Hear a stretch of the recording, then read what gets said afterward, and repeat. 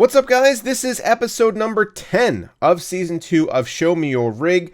This is the last episode where we're going to be showing you guys some new systems, but I did want to recap some information about what's upcoming and also about this video series in general.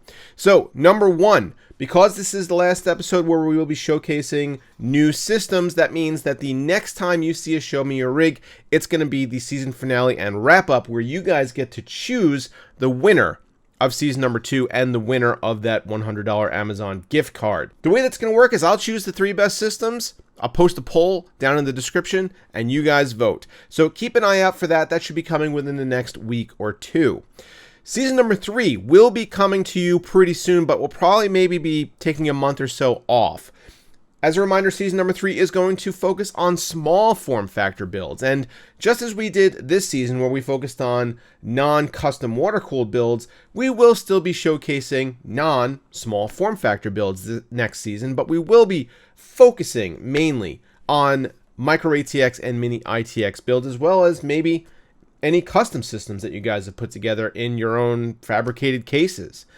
That means that the prize at the end of the season will go to one of the smaller builds, not one of the standard builds. So for instance, you may see a full Case Labs build in an SMA 8 next season, but even though it looks really cool, it's not going to be eligible to win. Now, if you want to enter, this is the email address right up here that you should write down and make sure you don't forget. What I would like to see from you guys is as many high quality pictures as you can from different angles. There's been an unfortunate recent trend where I've gotten a lot of really good looking entries that I can't feature on the show because the pictures are just so bad. So make sure you're taking a variety of pictures from a variety of angles, mix it up, get that side panel off, let me see the full side of the system without any lighting or anything like that to interfere so that we can actually talk about what's going on inside your case. With that being said, though, I want to thank everybody for flooding my inbox with Show Me Your Rig entries. As of right now, I still have 70 or 80 that I have not yet gone through. So when I do get a chance to go through them, any small form factor builds that are in there will be eligible for next season as well. So with that all out of the way, let's hop into our first submission for the final episode of Season 2.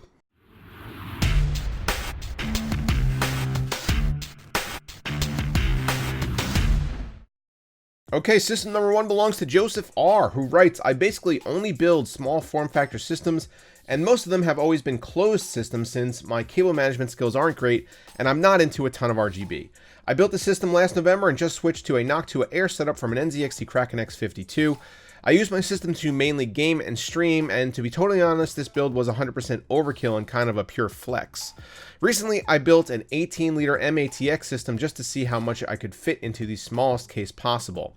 The Noctua U9 TR4 is the biggest Threadripper air core that I could fit in the Sliger Cerberus, and I have found it does a pretty good job keeping this cool.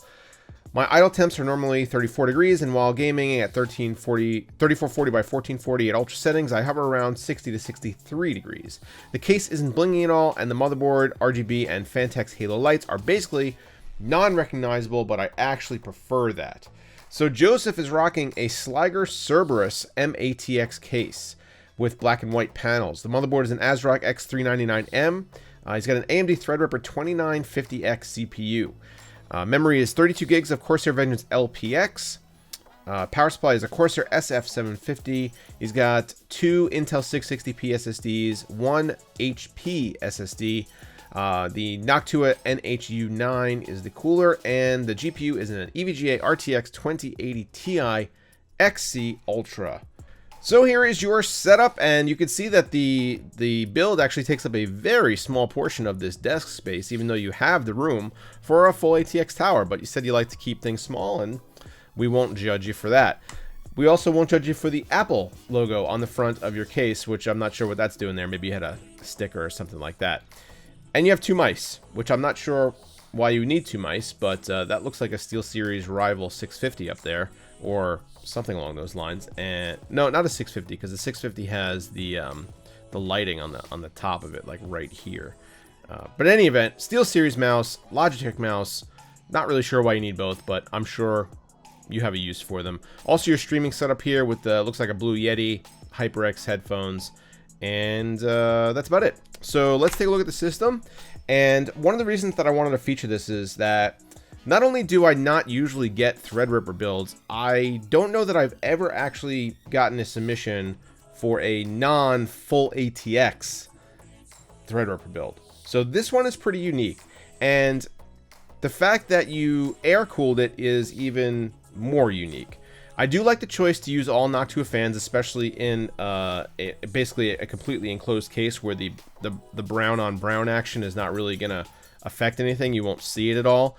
They're going to be basically the quietest fans that you could find. So the fact that you have the NHU9, I think these are 92s. I think these are 92 millimeter fans. So any other company that put out a cooler with 92 millimeter fans, you would certainly worry about them being super loud. And to be honest, I am kind of curious as to what your noise levels are coming from here. But I guess if you're going to go with smaller fans, Noctuas are definitely the way to go. And you said that your temperatures are certainly under control, so that's also really good news. But you can see that there's clearly not a lot of room in here. And I do like the fact that you have these bottom-mounted intakes that kind of feed air directly into the 2080 Ti, because otherwise this thing could get a little toasty. And then you have exhaust here, and I think this back fan is set up as exhaust as well. See if we could get a good look at it. Yeah, I think this is exhaust as well. So you have your airflow situation looking pretty good, although clearly in a case like this, it's very difficult to make sure that everything stays cool. But from what you've reported, it definitely seems like you got thermals under control. So we have 1, 2, 3 intakes, 1, 2 exhausts, and then the air flowing through your CPU cooler just like that. There's not really a lot to comment on or say that I would have done differently, because I've never built in this case, and clearly there's not a whole lot of room in here. So I'm sure that you did what you could with the space that you had. There are the two M.2s, and then you used some custom sleeve cables, or maybe this was the cables that came with the SF750. I'm not entirely sure. So I like it, and again, I had never really seen anything like this before. So at least as a submission on the channel, I mean. So I want to thank you very much for sending it in, and we're going to move on with system number 2. Ryan H. sends us system number 2, and he writes, "Hi Brian, my name is Ryan. I'm a 26-year-old radio producer living in central Pennsylvania. You can check out my show at facebook.com/2wayradioshow. I just finished my latest ITX rig, and it was a struggle. I'll probably never build another small form factor build because of how much hassle it was. However, this was definitely a fun experience, and I'm very satisfied with it. Keep up the good work. I really enjoy your channel." All right. Well, Ryan, what you got? You have an NZXT H200i or H200 case, no I. CPU is an i9 9900K. It's got an ROG Strix Z390i motherboard with an EVGA 1080 Ti SC2 GPU. It's got 16 gigs of Corsair Vengeance Pro 3200 speed memory, and EVGA 750 G3 power supply, Cooler Master ML240R CPU cooler, 4 white Corsair LL120 fans, a 970 Evo Plus M.2 SSD, a 1TB ADATA SSD, and some cable mod cables.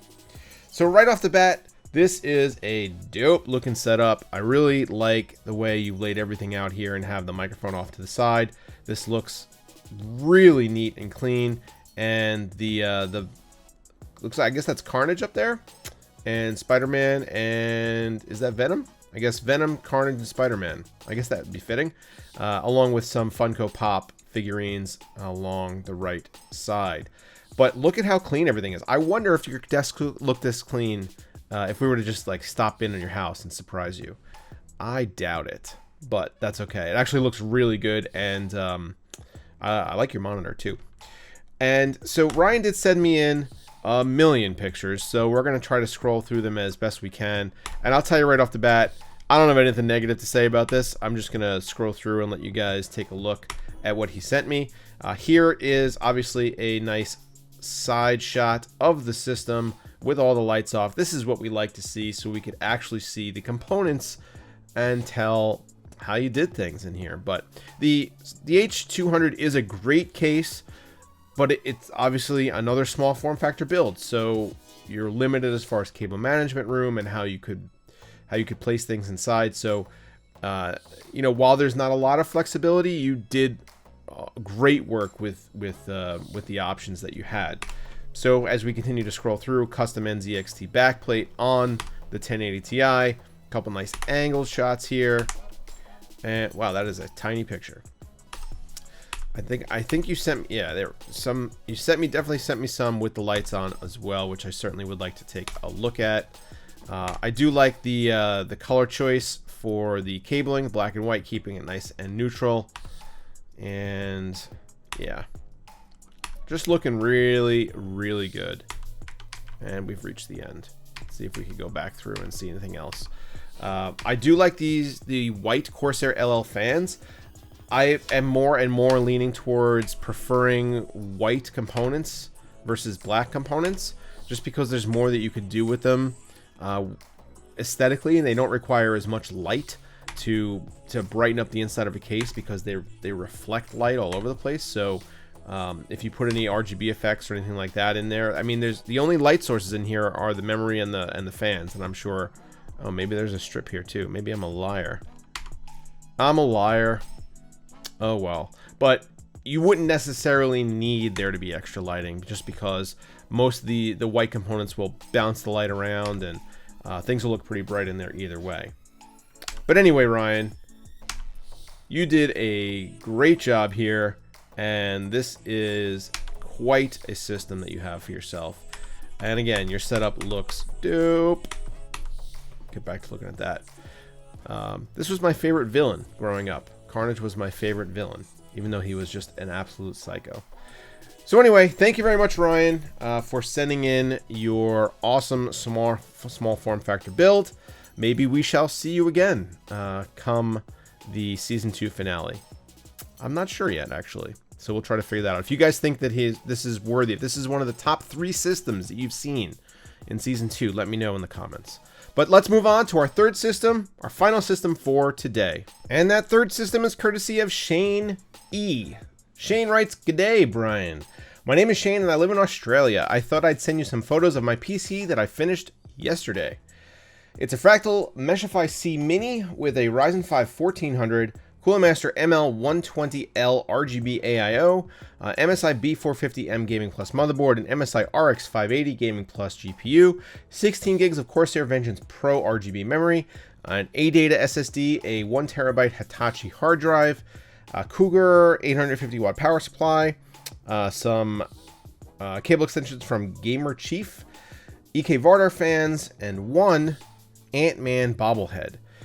Now, Shane writes, "The CPU cooling is where I decided to be a bit different." And this is actually the reason that I picked this system, because the picture that you're looking at right now doesn't look all that impressive. But what Shane writes is, "I wasn't happy with the look of the big black tubes sticking out of the CPU block of the AIO, so I removed the 120mm rad and added a 240mm rad from another Cooler Master AIO that the pump had died on. I added a Thermaltake 110mm reservoir to the loop and ran clear tube, which now lays flush on the motherboard and back wall of the case, out of the way." So this submission breaks a few rules. The photos aren't fantastic, but they're clear enough where we can see what's going on. Also, it's not necessarily a system that stands out in a whole lot of ways, except for I've never seen somebody run an AIO like Shane ran his AIO. So I want to show you guys what's going on in here. And this is really neat. So here is the inside of the system. Actually, you know what? Let's see a full side-on shot. And the first thing that I said when I opened these photos was, where are the tubes and what is this? So he called this his Ant-Man PC, and obviously, boop, there's Ant-Man, right? So I figured, what I thought initially, before I read the entire email, I looked at the photos, and this is actually kind of how I usually go through submissions. I look at the photos first. So I went through the photos, and I saw this photo. And he called it his Ant-Man PC, and he's got a tiny reservoir with red coolant in it. Or coolant that, at least coolant that looks red because of the fan. And I thought to myself, I was like, oh, maybe he's being you know, kind of creative here, because if you guys have seen Avengers or Ant-Man or Ant-Man the Wasp or Endgame, there is, okay, minor spoiler alert. So if you haven't seen Avengers Endgame, click off now. So basically, in that movie, they deal with something called Pym particles, which allow for time travel, and they come in little vials and they're red. I think I'm remembering that correctly, anyway. So I was like, oh, maybe what he did was he put this reservoir in here and he filled it with red coolant, and he's to be his Ant-Man PC. So these are his vial of Pym particles. But then I looked at this photo, and I was like, where are the tubes? What happened to his AIO tubes? And then I read his email, and I was like, I gotta look closer at this photo. So if you look at, see, here's a tube here, and then here is a tube here. And when you look at this with the system on, it looks like there's no tubing in there. It looks like there's no tubing coming from the AIO. So I don't consider this a custom loop. I think this is still an AIO, so this qualifies for this season. But I was so impressed with the way he had made this look that it was just so striking when you look at an AIO system and there's no big black tubes coming off of it. And here's a closer view of the AIO, actually, and you can see the tube running down this way. Comes up here and runs down this way, and then this one, you could kind of see it right up here. But anyway, I was so impressed with the way he had done this, and the fact that he almost kind of tricked me with what I was thinking, what he meant by Ant-Man system with the reservoir here, that I decided to show you guys because I thought it was really cool. But yeah, this is a pretty, you know, this is a good 1080p gaming system. It's nothing crazy. He's got some nice sleeve cables here. Got a little dust going on that I'd probably take care of if I was him. But the way that he implemented the cooling solution was just really neat. So I wanted to show you. So that's it. Episode number 10 is done. Let's wrap up. Alright, so that is it for season number 2 of Show Me Your Rig. We will be coming back in a week or two with that finale video so that you guys can choose the winner of season 2 and that $100 Amazon gift card. Don't forget this email address right up here if you want to enter for season 3, the small form factor builds season. Thanks so much for watching, guys. Thanks so much for sending in your submissions. This series would not be possible without you. So thank you again. Get subscribed if you're not already, and I'll see you next time.